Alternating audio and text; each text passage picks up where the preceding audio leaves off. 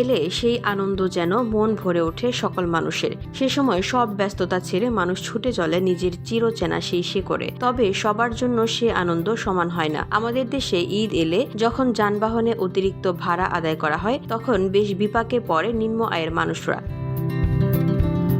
এবার তেমনই এক ঘটনা ঘটেছে গাইবান্ধা জেলার ফকিরহাটের মধ্যবয়সী মোহাম্মদ রাজুর সঙ্গে। তবে বাংলাদেশ সেনাবাহিনীর সহায়তায় তাকে বাড়ি পাঠানো হলে এতে মুগ্ধ হয়েছেন অভিনেত্রী তমা মির্জা। বৃহস্পতিবার গণমাধ্যমে এমনই এক প্রতিবেদন প্রকাশের পর তা মুহূর্তেই ভাইরাল হয়ে যায়।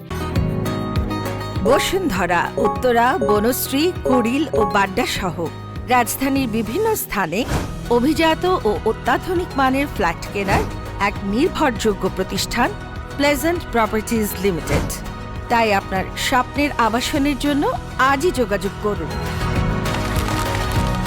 Pleasant properties limited, where destiny matches eventually.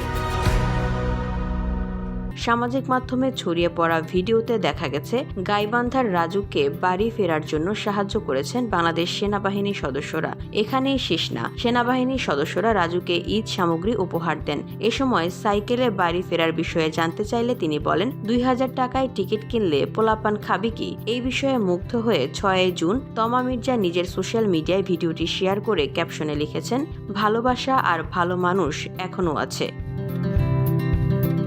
VOD Bangla news desk.